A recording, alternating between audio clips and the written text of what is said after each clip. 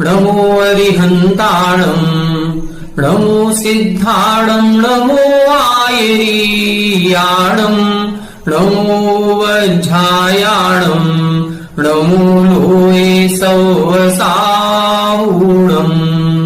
मोक्षमार्गस्य नेतारं वेत्तारं कर्मभूभृतां ज्ञातारं विश्वतत्त्वानां वंदे तत्गुणलब्धये। 1008 श्री मूलनायक आदिनाथ भगवान की जय। द्वासांग जिनवाणी माता की जय। आचार्य श्रेष्ठ आचार्य गुरुवर श्री 108 पूज्यपाद स्वामी महाराज की जय। आचार्य श्रेष्ठ आचार्य गुरुवर श्री 108 विद्यासागर जी महाराज की जय। जगत पूज्य निर्यापक श्रमण मुनि पुंगव श्री 108 सुधा सागर जी महाराज की जय। हम सभी पूर्व कुछ दिनों से सर्वार सिद्धि ग्रंथराज का स्वाध्याय कर रहे हैं और स्वाध्याय में 6वें अध्याय के अंतर्गत विभिन्न प्रकार की जो कर्म प्रकृतियां हैं उन कर्म प्रकृतियों का आश्रय किन परिणामों से या किन क्रियाओं से होता है इसको विस्तार से समझने का प्रयास कर रहे हैं। पूर्व कक्षा में हमने तीर्थंकर प्रकृति जो कि नाम कर्म की एक विशेष पुण्य प्रकृति कहलाती है उसके आश्रय के कारण समझने का प्रयास किया था। आश्रय के कारण तो क्या कहें, उसकी कुछ विशेषताएं हमने पूर्व कक्षा में समझी थी। आश्रय के जो कारण हैं वो आज की कक्षा में हम टीका से पढ़ेंगे। उसकी कुछ विशेषताएं हमने कल की कक्षा में बताई थी, उसका सामान्य से संक्षेप में रिवीजन कर लेते हैं। हमने आपको बताया था कि जो तीर्थंकर प्रकृति का आश्रय होता है ये सम्यक दृष्टि जीव ही करता है। सम्यक दृष्टि जीव मतलब चौथे गुण स्थान से ही इसका प्रारंभ होता है। चौथे गुण स्थान से नीचे के गुण स्थान वाले जो भी जीव हैं वो तीर्थंकर प्रकृति का आश्रय नहीं करते। इसका जो बंध होता है वह चौथे गुण स्थान से लेकर के 8वें गुण स्थान के 6ठे भाग तक होता है। 8वें गुण स्थान के 6ठे भाग के ऊपर यदि कहीं कोई जीव पहुंच जाता है तो फिर इस प्रकृति का बंध नहीं होता। इस प्रकृति का जो उदय होता है वो 13वें और 14वें गुण स्थान में होता है।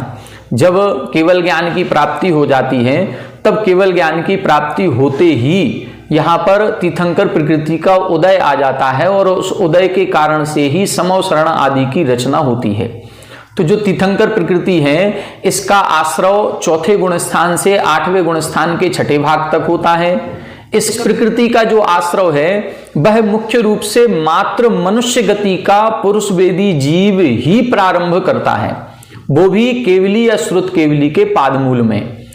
जो देव हैं या नारकी हैं, जैसे मान लो कोई देव है, ये देव विक्रिया रिद्धि के कारण से समवसरण आदि में जाते रहते हैं। वहां पर इनको तीर्थंकर केवली, केवली, श्रुत केवली सभी का पादमूल मिलता है, लेकिन देवों के अंदर इतनी योग्यता नहीं है कि वो देव उस तीर्थंकर के समक्ष बैठ करके भी तीर्थंकर प्रकृति का आश्रय कर लें।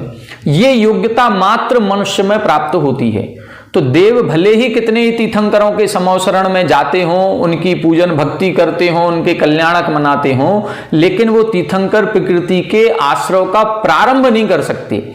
वह प्रारंभ कौन करता है? वो मनुष्य गति का पुरुष वेदी जीव ही करता है, केवली श्रुत केवली के पादमूल में। जो भरत और ऐरावत क्षेत्र के तीर्थंकर होते हैं इनका अगला भव या तो देव का होता है या नरक का होता है। ये नियम से देव या नरक से निकल करके ही आते हैं और फिर तीर्थंकर बनते हैं। नरक से यदि निकल के आएंगे तो तीसरे नरक से निकल करके तीर्थंकर बन सकते हैं। तीसरे नरक से यदि कोई जीव नीचे है तो उसको तीर्थंकर प्रकृति का आश्रय भी नहीं होता है और ऐसा जीव तीर्थंकर नहीं बनेगा। चौथे नरक से निकला हुआ जीव मोक्ष जा सकता है। इसके विभिन्न विशेषताएं हमने पूर्व कक्षा में बताई थी। जो तीसरे नरक से तीर्थंकर बनते हैं निकल करके, उनके तीर्थंकर प्रकृति का आश्रय का निरंतर होता रहता है या कुछ समय के लिए रुकता है? तब हमने बताया था कि जिन जीवों ने पूर्व में नरक आयु का बंध कर लिया, बाद में तीर्थंकर प्रकृति का आश्रय किया, तो नरक में तो जाना पड़ेगा। यदि वह प्रथम नरक तक जाते हैं तो सम्यक दर्शन उनका छूटेगा नहीं, और सम्यक दर्शन के साथ तीर्थंकर प्रकृति के आश्रय की निरंतरता बनी रहेगी। लेकिन यदि वो दूसरे और तीसरे नरक में जाते हैं तो फिर सम्यक्त्व के साथ नहीं जा पाएंगे। जब सम्यक्त्व के साथ नहीं जाएंगे तो फिर जब सम्यक दर्शन छूटेगा तो तीर्थंकर प्रकृति का आश्रय भी रुकेगा। कितनी देर के लिए रुकेगा? मरण के अंतर मुहूर्त पहले उनका सम्यक दर्शन छूटेगा, और फिर वहां पर नरक में पहुंचते ही अंतर मुहूर्त बाद जैसे ही पर्याप्तक होंगे, सम्यक दर्शन के योग्य होंगे, वह सम्यक दर्शन पुनः प्राप्त करेंगे और फिर तीर्थंकर प्रकृति का आश्रय पुनः प्रारंभ कर देंगे। तो जो दूसरे और तीसरे नरक में जीव जाते हैं उनके 2 अंतर मुहूर्त के लिए तीर्थंकर प्रकृति का आश्रय रुक जाता है। तो यहां जो भरत क्षेत्र और ऐरावत क्षेत्र में तीर्थंकर बनते हैं, ये नियम से देव और नरक से आकर के बनते हैं, इसलिए ये नियम से 5 कल्याणक वाले ही होते हैं। लेकिन विदेह क्षेत्र में ऐसा नियम नहीं है। विदेह क्षेत्र में कोई भी जीव उसी भाव में तीर्थंकर प्रकृति का आश्रय करे और उसी भाव में उसको तीर्थंकर प्रकृति के उदय की जितनी विशेषताएं हैं वो सारी प्राप्त हो सकती हैं। ऐसा जीव यदि मान लो कोई है जो उसी भाव से तीर्थंकर प्रकृति का आश्रय करता है और उसी भाव में मोक्ष जाएगा, तो ऐसे जीवों के या तो 2 कल्याणक होंगे या 3 कल्याणक होंगे, क्योंकि गर्भ जन्म तो उनका पहले ही हो चुका है। यदि उनकी दीक्षा नहीं हुई है और तीर्थंकर प्रकृति का आश्रय प्रारंभ कर दिया है, अब जब वो दीक्षा लेंगे तो उनका तब कल्याणक मनाया जाएगा। जब ज्ञान होगा, केवल ज्ञान की उत्पत्ति होगी तो ज्ञान कल्याणक मनाया जाएगा, और जब निर्वाण होगा तो मोक्ष कल्याणक मनाया जाएगा। कोई जीव ऐसे भी हो सकते हैं जिन्होंने दीक्षा ही पहले ले ली। अब दीक्षा पहले ले चुके हैं तो फिर दीक्षा कल्याणक उनका नहीं होगा। दीक्षा लेने के बाद उन्होंने तीर्थंकर प्रकृति का आश्रय किया है तो अब उनके मात्र 2 कल्याणक मनाए जाएंगे, एक केवल ज्ञान कल्याणक और एक मोक्ष कल्याणक। तो इस प्रकार से तीर्थंकर प्रकृति के आश्रय की कुछ विशेषताएं हमने पूर्व कक्षा में पढ़ी थी। भरत ऐरावत क्षेत्र में 5 कल्याणक वाले जीव होंगे और वहां पर विदेह क्षेत्र में 2 कल्याणक और 3 कल्याणक वाले हो सकते हैं। इनकी संख्या भी हमने बताई थी कि जो भरत और ऐरावत क्षेत्र हैं, यहां पर जो उत्सर्पणी अवसर्पणी का काल है, यहां एक पूरे उत्सर्पणी या अवसर्पणी में अधिकतम 24 ही जीव तीर्थंकर बन सकते हैं, इससे ज्यादा नहीं। लेकिन विदेह क्षेत्र में ऐसी संख्या का कोई नियम नहीं है। एक समय में अधिकतम कितने हो सकते हैं? तो एक समय में अधिकतम पूरे 2.5 द्वीप में 170 तीर्थंकर हो सकते हैं, और यदि कम से कम होंगे तो 20 तीर्थंकर नियम से होते ही होते हैं। ये कुछ विशेषताएं अपन ने पिछली कक्षा में पढ़ी थी, और विशेष यदि आपको जानना है तो पूर्व कक्षा की वीडियो निकाल करके देखें। अब आज की कक्षा में अपन को इस तीर्थंकर प्रकृति के सूत्र का अर्थ समझना है और 16 कारण भावनाएं कौन सी हैं उनको विस्तार से समझना है। आइए पेज नंबर 260, उत्थानिका 655, सूत्र नंबर 24। इस सूत्र का उच्चारण अपन ने पूर्व कक्षा में कर लिया था, एक बार पुनः इसका उच्चारण करेंगे। देखें, दर्शन विशुद्धिर विनय संपन्नता शील व्रतेष्वनतिचारो भीक्षण ज्ञानोपयोग संवेगौ शक्ति तस त्याग तपसी साधु समाधिर वैयावृत्य करण मरहदाचार्य बहुश्रुत प्रवचन भक्ति रावश्यका परिहाणिर मार्ग प्रभावना प्रवचन वत्सलत्व मिति तीर्थ करत्वस्य। इस प्रकार से इस सूत्र को पढ़ेंगे। इसका अर्थ देखेंगे तो इधर 16 कारण, 16 नाम निकलेंगे। कौन कौन से निकलेंगे? दर्शन विशुद्धि, फिर निकलेगा विनय संपन्नता, फिर निकलेगा शील व्रतेषु अनतिचार। शील व्रतेषु अनतिचार लिखा है, तो शील व्रतेषु अनतिचार मतलब बिना किसी अतिचार के शील व्रतों का पालन करना। फिर अभीक्षण ज्ञानोपयोग, फिर संवेग, फिर शक्ति तस त्याग तपसी। तो शक्ति तस ये दोनों में लगाएंगे, शक्ति तस त्याग, शक्ति तस तप। फिर साधु समाधि, वैयावृत्य करणम, फिर अरहद आचार्य बहुश्रुत प्रवचन भक्ति। भक्ति को चारों में लगाएंगे, अरहद भक्ति, आचार्य भक्ति, बहुश्रुत भक्ति, प्रवचन भक्ति। फिर आवश्यक परिहाणी और मार्ग प्रभावना और प्रवचन वत्सलत्वम। इस प्रकार से ये 16 भावनाएं हो गई। पहली दर्शन विशुद्धि, विनय संपन्नता, शील वृतेषु अनतिचार, अभीक्षण ज्ञानोपयोग, संवेग, शक्ति तस त्याग, शक्ति तस तप, साधु समाधि, वैयावृत्ति, अरहद भक्ति, आचार्य भक्ति, बहुश्रुत भक्ति, प्रवचन भक्ति, आवश्यक परिहाणी, मार्ग प्रभावना और प्रवचन वत्सलत्व। इस प्रकार से ये 16 भावनाएं होती हैं। इनका क्या स्वरूप है इसको अपन देखते हैं। 656 नंबर, जिनेन भगवता अर्हत परमेष्ठिन उपदिष्टे निर्ग्रंथ लक्षणे मोक्ष वर्तमनि रुचि दर्शन विशुद्धि प्राग उक्त लक्षणा। सबसे पहले क्या लिखा है? दर्शन विशुद्धि।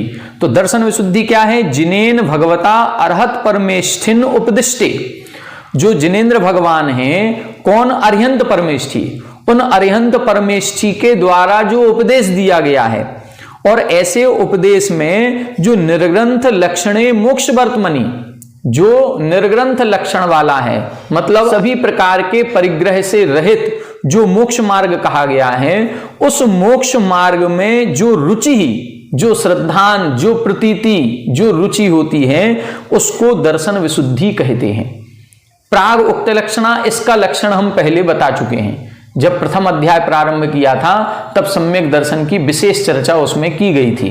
तो सम्यक दर्शन के बारे में बता रहे हैं कि जिनेन्द्र भगवान के द्वारा जो मोक्ष मार्ग का कथन किया गया है, उस निर्दोष मोक्ष मार्ग में अपना श्रद्धान बनाना, उसको बोलते हैं दर्शन विशुद्धि।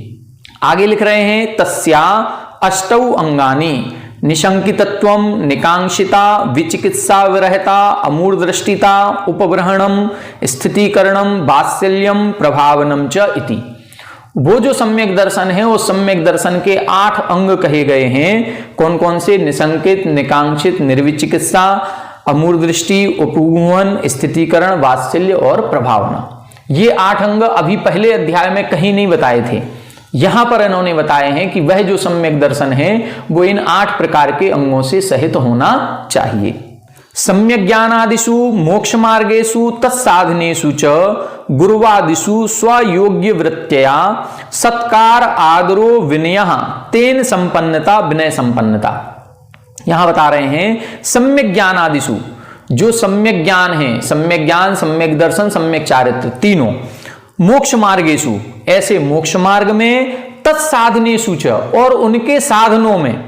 साधन कौन है? गुरुवादिषु, गुरु आदिषु, स्वयोग्य वृत्तया सत्कार आदरो विनयः तेन संपन्नता, विनय संपन्नता। उनका सत्कार करना, उनका आदर करना। कैसे? स्वयोग्य वृत्तया, जो जिस पद पर है उस पद के अनुसार उनकी सेवा शुश्रूषा करना या उनका आदर सत्कार करना, वो विनय कहलाती है। और उस विनय से जो संपन्न होता है उसको हम विनय संपन्नता कहते हैं। तो यहां पर देखो स्पष्ट लिखा है, सम्यक ज्ञानादिषु मोक्ष मार्गेषु तत्साधनेषु च गुरुवादिषु। ये लाइन पर अपन को विशेष ध्यान देना है। सम्यक दर्शन और सम्यक दर्शन से सहित जीव, और उस सम्यक दर्शन को उत्पन्न करने वाले जो साधन हैं।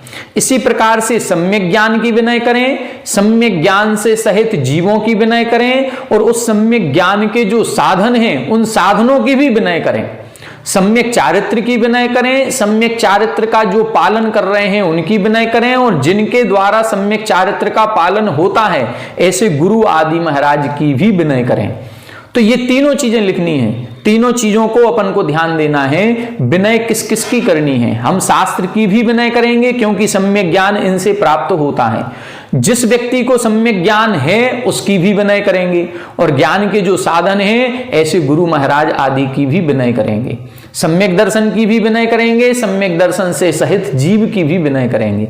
तो तत्साधनेषु च, इनके साधनभूत। अब सम्यक दर्शन के साधन क्या हैं? तो जैसे अपन नव देवता बोलते हैं, जिनागम हैं, जिन चैत्य, जिन चैत्यालय, ये सब क्या हैं? ये सम्यक दर्शन के साधन हैं, नव देवताओं पर श्रद्धान करने से। इसीलिए चैत्य अलग है, चैत्यालय अलग है। चैत्य तो हमारे लिए पूजनीय है ही, लेकिन चैत्यालय को भी पूजनीय कहा गया।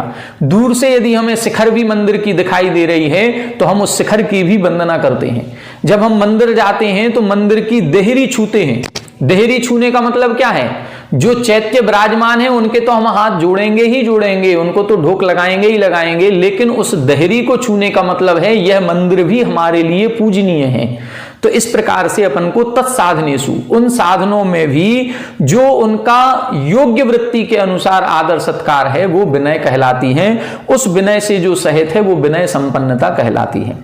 अहिंसादिषु व्रतेषु तत्प्रतिपालनार्थेषु च क्रोध वर्जनादिषु शीलेषु निर्वद्या वृत्ति शील व्रतेषु अनतिचार।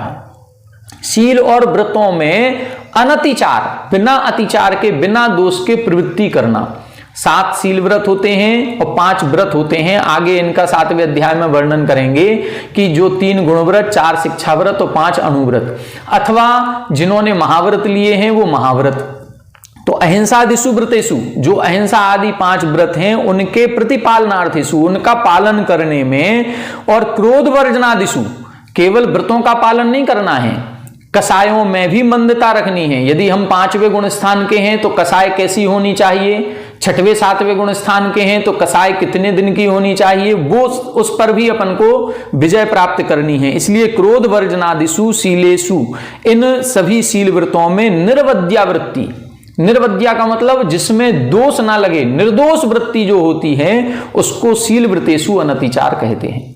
मतलब यदि कहीं कोई जीव शील और व्रतों का निर्दोष पालन कर रहा है, रंच मात्र भी उसमें दोष नहीं लगने देता, ना मन से, ना वचन से, ना काय से, ना कृत, ना कारित, ना अनुमोदना, किसी भी प्रकार से यदि दोष नहीं लगने दे रहा है तो ये निर्दोष वृत्ति ही उसके तीर्थंकर प्रकृति का आश्रय करा सकती है।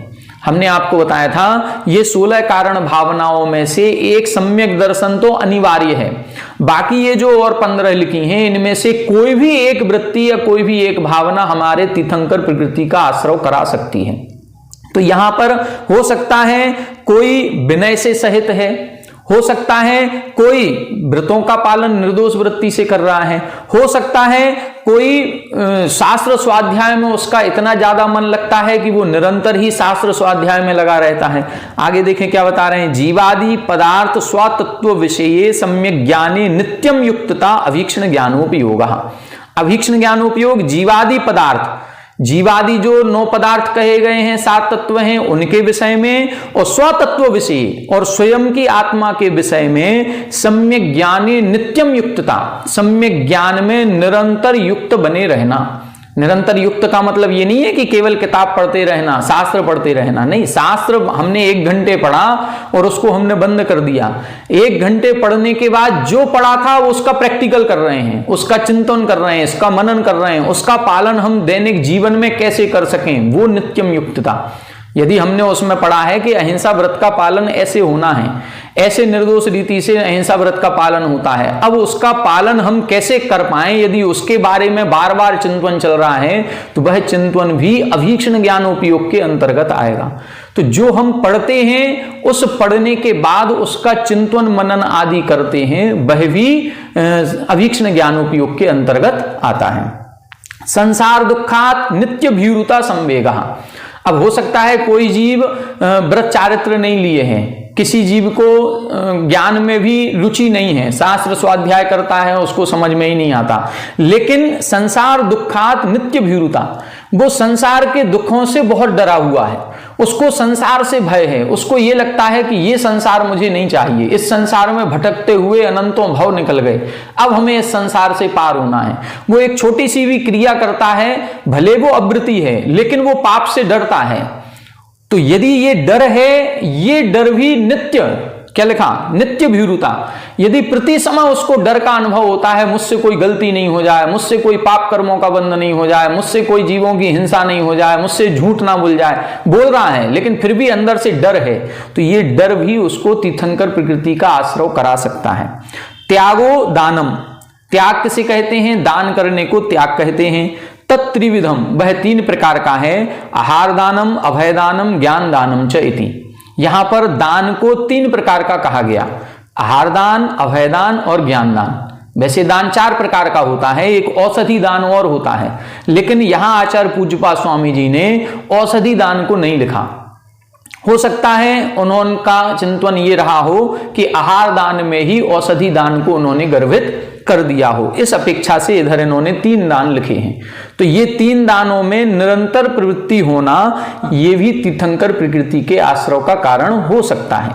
अब दान कैसे होना चाहिए, कितना दान हम करें, तब लिखा है तत्शक्ति तो यथाविधि प्रयुज्यमानम त्याग इति उच्यते।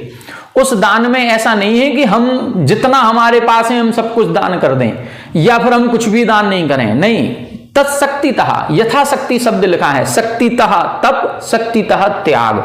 शक्तितः शब्द ये केवल 2 जगह ही प्रयोग किया जाता है, या तो दान के साथ या तप के साथ। मतलब तप करें या दान करें, ये यथाशक्ति, शक्ति को देख करके, हम किसी की बराबरी नहीं करें। हम सोचें कि हम R.K. मार्वल जैसा, अशोक पाटनी जैसा बहुत सारा दान कर दें, नहीं। वो अपनी आर्थिक स्थिति के अनुसार दान कर रहे हैं, हमें अपनी आर्थिक स्थिति के अनुसार दान करना है। हमारे इतना दान ऐसा करें कि जिसमें संक्लेश ना हो। हम अपने अन्य सारे खर्च देख लें कि हम इतना खर्चा हमें चाहिए ही चाहिए है, इसके बाद हमारे पास इतना तो है कि हम 10% दान कर सकते हैं, 5% कर सकते हैं, 2% कर सकते हैं। जितना कर सकते हैं उतना करना चाहिए। अपनी शक्ति को छुपाना भी नहीं है और शक्ति से अधिक भी नहीं करना है। कहा जाता है कि रोटी जो बनाई जाती है वो रोटी ना तो कच्ची खाई जाती है और ना जली हुई खाई जाती है। यदि हम अग्नि पर कम रखेंगे तो कच्ची रह जाएगी, नहीं खाने योग्य नहीं है, और यदि हमने ज्यादा रख दी जल जाएगी, वो भी खाने योग्य नहीं है। इसी प्रकार से दान भी है, ना तो कम करना है और ना ज्यादा करना है। यदि हम ज्यादा करेंगे तो भी संक्लेश परिणाम होगा, और शक्ति को छुपाएंगे, हमारे पास है तो खूब पैसा दे भी सकते हैं फिर भी हम नहीं दे रहे हैं, तो वो भी हमारे संसार का कारण बनेगा। तीर्थंकर प्रकृति का आश्रय करना है तो यथाविधि शब्द भी लिखा है। यथाविधि का मतलब सही पात्र को दान दें, उसकी विधि जो कही गई है उस विधि से। इसी में अपन आगे जाकर के पढ़ेंगे, जहां पर दान की उन्होंने विशेषता लिखी, विधि द्रव्य दात्री पात्र विशेषात तद विशेषा। तो उस विधि के साथ यदि हम दान दे रहे हैं तो वह त्याग की श्रेणी में आता है। अनिगुहित वीर्यस्य मार्ग अविरोधी काय क्लेशः तपः। अनिगुहित वीर्यस्य, अपनी शक्ति को छुपाना नहीं है। गुहन करना मतलब छुपाना, और अनिगुहित का मतलब बिना छुपाए। वीर्यस्य यानी शक्ति को, अपनी शक्ति को बिना छुपाए, मार्ग अविरोधी, जिससे मार्ग का विरोध ना हो। कितना अच्छा शब्द डाल दिया। जो हमारा मोक्ष मार्ग है उस मोक्ष मार्ग का विरोध ना हो। ऐसी तपस्या नहीं करनी है जो हमारे मोक्ष मार्ग में कारणभूत ही नहीं है। तपस्या ऐसी करनी है जो मोक्ष के कारणभूत हो। हम यदि किसी को देखने दिखाने के लिए, यश सम्मान के लिए कोई हम तपस्या कर रहे हैं तो वो फिर तपस्या मोक्ष मार्ग में कारणभूत नहीं बनेगी, क्योंकि वो तो हमने यश सम्मान के लिए किया है। तपस्या कब कारणभूत बनेगी? जब उस तपस्या में हमारा उद्देश्य मोक्ष मार्ग की प्राप्ति होना चाहिए, मतलब कर्मों की निर्जरा होना चाहिए। कर्म निर्जरार्थम तप्यते इति तपः। जो कर्म क्षय के लिए तपा जाता है वो तप है। तो मार्ग से अविरोध, विरोध नहीं होना चाहिए। जो मोक्ष मार्ग है उस मोक्ष मार्ग के अनुकूल यदि हम अपने शरीर को तपा रहे हैं, कष्ट दे रहे हैं, तो वो तप की श्रेणी में आता है। यथा भांडागारे दहने समुत्थिते तत् प्रशमनम अनुष्ठीयते बहुपकारत्वात् तथा अनेक व्रतशील समृद्धस्य मुनेः तपसः कुतश्चित प्रत्युहे समुपस्थिते तत्संधारणम समाधि।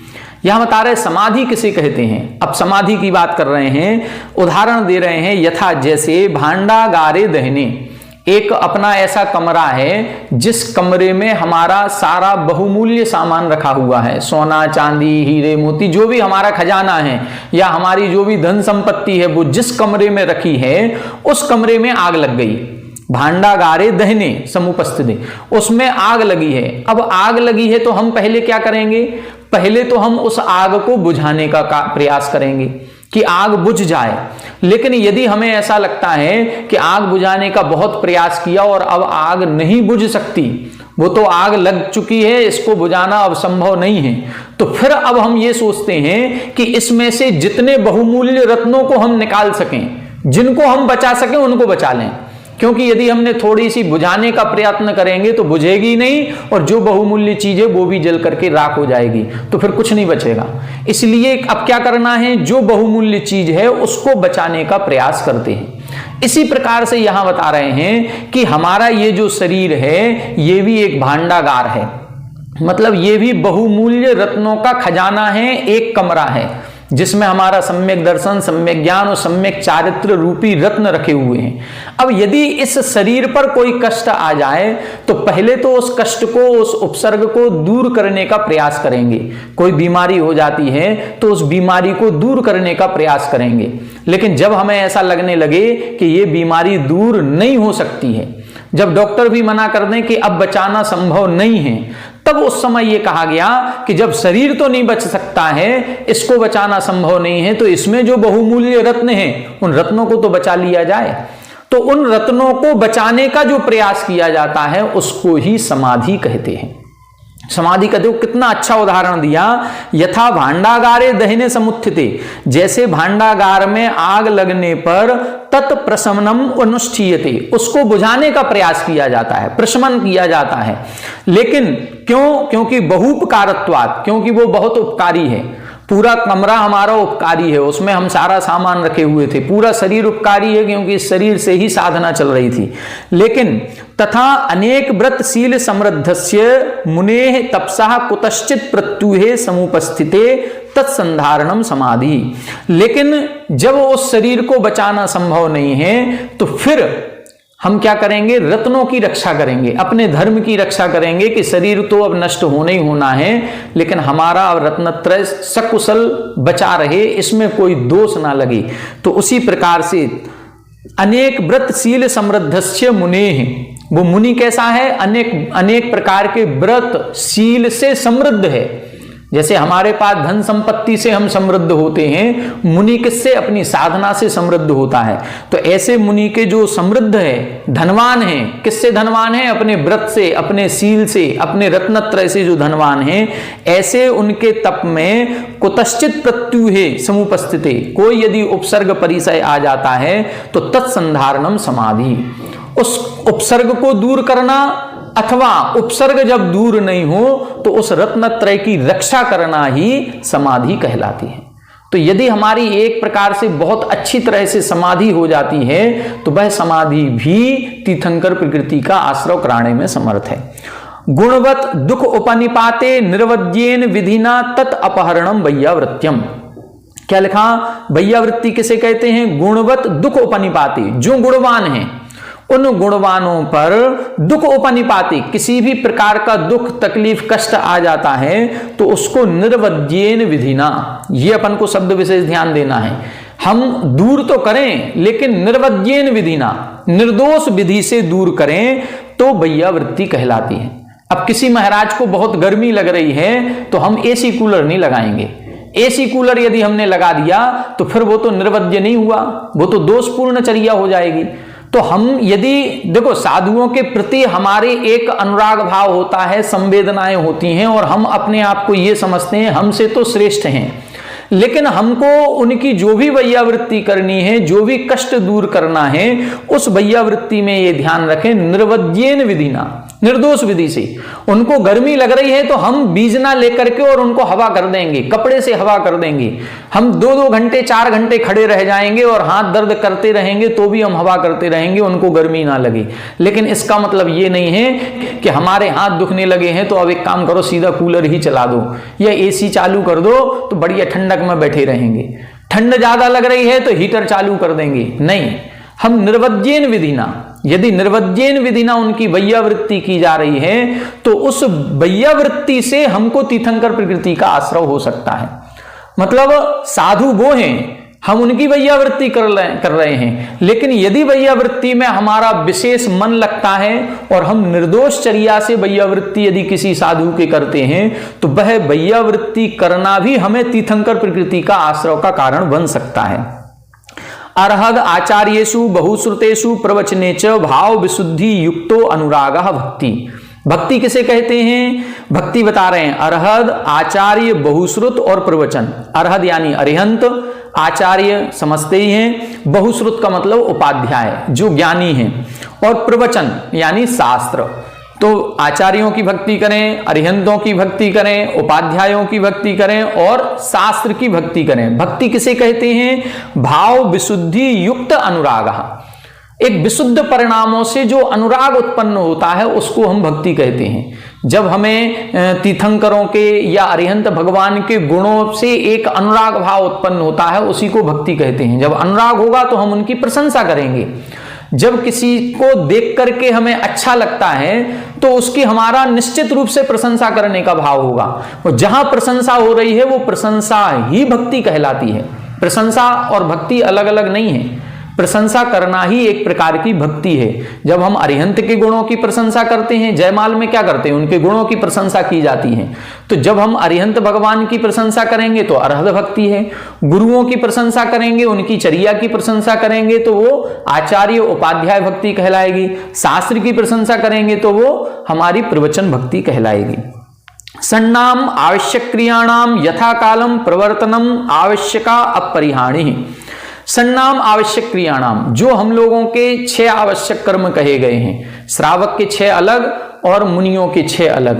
तो जो जिस पद के अनुकूल है, यदि मुनि हैं तो अपने 6 आवश्यकों में दोष नहीं लगने दें, और यदि हम श्रावक हैं तो अपने 6 आवश्यकों में निर्दोष रीति से उनकी चर्या का पालन करना, यह आवश्यक परिहाणी कहलाता है। ज्ञान तपो दान जिन पूजा विधिना धर्म प्रकाशनम मार्ग प्रभावना। मार्ग प्रभावना देखें क्या कहलाती है। ज्ञान के द्वारा, तप के द्वारा, दान के द्वारा और जिन पूजा के द्वारा। 4 कारण बताए हैं प्रभावना करने के। या तो हमारे पास बहुत ज्ञान है तो हम ज्ञान के द्वारा जिन धर्म की प्रभावना करें। पूज्य सुधा सागर महाराज श्री को देखें, पूज्य आचार्य श्री को देखें, अपने ज्ञान के द्वारा जिज्ञासा समाधान आदि कार्यक्रम के द्वारा कितना ज्ञान दे रहे हैं। लाखों लोग उनके ज्ञान से प्रभावित हो रहे हैं और अपनी चर्या को सुधार रहे हैं। तो ये ज्ञान के द्वारा प्रभावना हो रही है।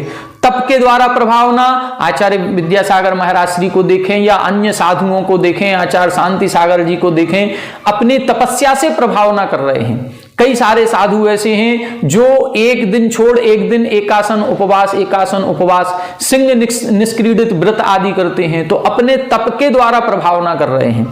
दान के द्वारा प्रभावना, हमारे पास ज्ञान भी नहीं है, तप साधना करने की शक्ति भी नहीं है, लेकिन हमारे पास धन पैसा यश वैभव बहुत है, तो हम अपने धन आदि का सदुपयोग करके उस धन को मंदिर आदि के निर्माण में, अपने छात्रावास आदि के निर्माण में, जो 4 प्रकार का दान कहा गया, आहार दान, ज्ञान दान, औषधि दान इत्यादि प्रकार से हम अपने दान से भी मार्ग की प्रभावना कर सकते हैं। आज हम अशोक पाटनी जी को देखें या अन्य भी बहुत सारे दातार हो सकते हैं, तो उन्होंने दान के द्वारा एक नाम अपना फेमस कर लिया। यदि अपन अभी जैन समाज में कहें कि सर्वाधिक दान देने वाला व्यक्तित्व कौन है, तो सबके मुख से एक ही नाम निकलता है, अशोक पाटनी R.K. मारवाड़। तो उन्होंने कितनी प्रभावना की केवल दान के कारण से, तो दान से भी। और चौथा है जिन पूजा, मतलब जिनेंद्र भगवान की पूजा से भी प्रभावना हो सकती है। जिन पूजा का मतलब ये नहीं है जो हम सुबह केवल एक पूजा कर रहे हैं, विधान आदि, अनुष्ठान आदि, जो सिद्ध चक्र महामंडल विधान मैना सुंदरी ने विधान किया था और वो परिपाटी आज तक चली आ रही है। तो मैना सुंदरी ने कितने मनोभाव से वो विधान जिन पूजा रचाई थी कि उससे प्रभावना आज तक होती आ रही है। और अष्टानकाओं में और अष्टानकाओं के अलावा समय में भी कई जगह पर सिद्ध चक्र महामंडल विधान होते रहते हैं, या पंच कल्याणक प्रतिष्ठा आदि हो रहे हैं। तो बड़े बड़े महोत्सव आयोजन जो होते हैं, ये कुछ नहीं है तो छोटी पूजाएं, लेकिन इन छोटी पूजाओं को भी एक बृहद आयोजन के रूप में जब हम करते हैं तो वो प्रभावना का कारण बनता है। तो ये जो प्रभावना है, ये कई प्रकार से प्रभावना की जा सकती है। इस प्रभावना करने से भी हमारे तीर्थंकर प्रकृति का आश्रय होता है। वत्से धेनुवत सधर्मणि स्नेहा प्रवचन वत्सलत्वम। वत्से अर्थात जैसे बछड़े में धेनु गाय अपना स्नेह रखती है, वत्से धेनुवत मतलब बछड़े में गाय के समान जो प्रेम स्नेह वात्सल्य होता है, सधर्मिणी ऐसा हम भी साधर्मी भाइयों के साथ स्नेह रखें, उसको हम प्रवचन वत्सलत्व कहते हैं।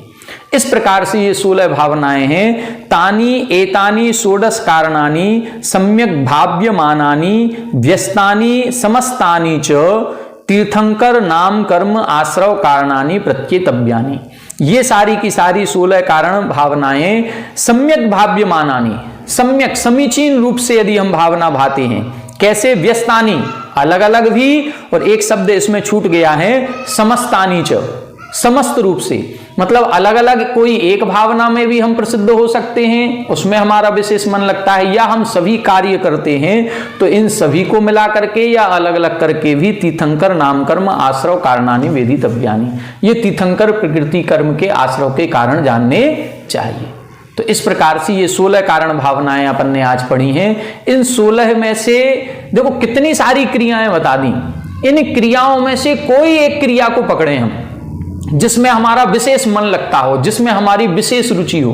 कई लोग कहते हैं हमारा सामायिक में मन नहीं लगता, हमें तो पूजा करने में बड़ा आनंद आता है, किसी को स्वाध्याय में आनंद आता है, किसी को वैयावृत्ति करने में आनंद आता है। तो जिस क्रिया में हमें विशेष आनंद की प्राप्ति होती हो, उस क्रिया को अपना शौक बना करके और अपना पूरा तन मन धन से समर्पण होकर के उस क्रिया को करें, तो वो हमारे तीर्थंकर प्रकृति के आश्रव का कारण बन सकती है। केवल करना क्या है? पूर्ण आनंद के साथ, पूर्ण भक्ति के साथ हम उस क्रिया में समर्पित होकर के कार्य करें। तो हम सभी भी एक ना एक दिन तीर्थंकर प्रकृति का आश्रय करें, इस भावना के साथ आज अपन ने तीर्थंकर प्रकृति के बनने के कारण समझे। 2 कर्म और रह गए हैं। कल की कक्षा में यह अपना 6वां अध्याय पूरा हो जाएगा, जिसमें हम गोत्र कर्म और अंतराय कर्म पर विशेष चर्चा करेंगे। आज की कक्षा में इतना ही। आप सभी हमारे साथ बने रहें। सभी को जय जय।